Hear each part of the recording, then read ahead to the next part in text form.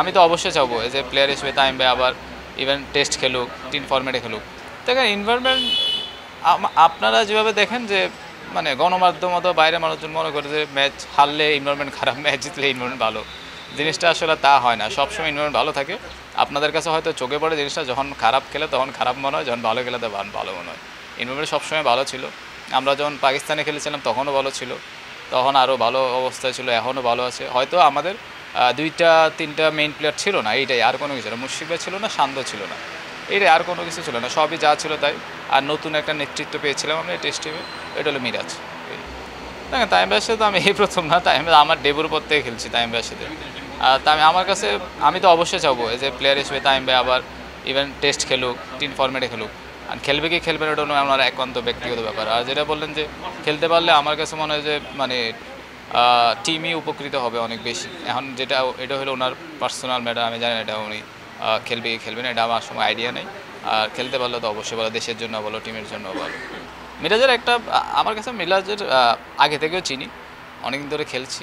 ওর একটা জিনিস ভালো যে আপনার, ও পারুক না পারুক সবসময় অপটিমিস্টিক থাকে। অ্যাজ এ ক্যাপ্টেন হিসেবে এই অপটিমিজম থাকাটা খুবই ইম্পর্টেন্ট, যে জিনিসটা ওর ভিতরে আছে। তা আমার কাছে মনে হয় ও প্লেয়ার যা, তার চেয়ে ওর পারফরমেন্স, ওর নেতৃত্বগুণ আগায় দিয়ে অপটিমিজমের কারণে। তো আমার কাছে এইটা খুবই একটা ইম্পর্টেন্ট জিনিস ওর লাইফে। ওটা ওর মনের ভিতর থেকে আসে, জিনিসটা সবার আসে না, সবার আসলে হয়তো ভিতরে থেকে যায়, ওটা এক্সপোজ করতে পারে। তো এইটার কারণে টিমও উপকৃত হয়েছে আমার কাছে যেমন হয়েছে। কারণ একটা টেস্ট ম্যাচ হারার পরে আবার সুন্দরভাবে কামব্যাক করাটা একটু বিদেশি একটু ডিফিকাল্ট। তো এটা ওরও লিডারশিপের একটা ভালো পার্ট ছিল। সেই সাথে টিমের প্রত্যেকটা প্লেয়ার যার যেখানে খেলার দরকার, ইভেন বোলাররাও, আমাদের এখন আল্লাহর মধ্যে বোলিংটাও ভালো।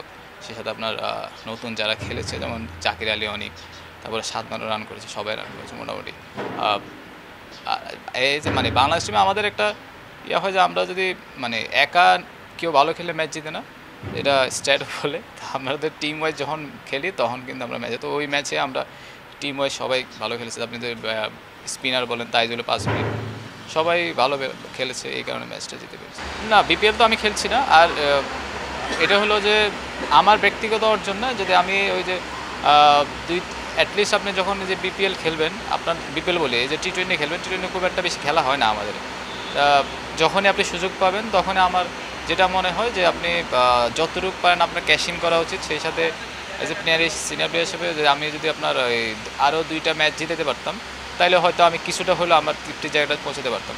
এখানে আপনার পার্সোনাল অ্যাচিভমেন্ট হচ্ছে, আমার কাছে মনে হয় যে ম্যাচ জিতানো, ওই অভ্যাসটা গড়ে তোলাটা ইম্পর্টেন্ট। কারণ টি20 খেলা আপনি সবসময় জানেন যে ছোটো ফরম্যাট, এখানে আপনার যারা ব্যাটসম্যান তাদের ম্যাচ জিতাতে হবে, আর যারা বোলার তাদেরও ম্যাচ জিতাতে হবে। ওই ম্যাচ জিতানো, মন মানসিকতা, ম্যাচ জিতানো, সেই হ্যাবিটটা গড়ে ওঠা ইম্পর্টেন্ট।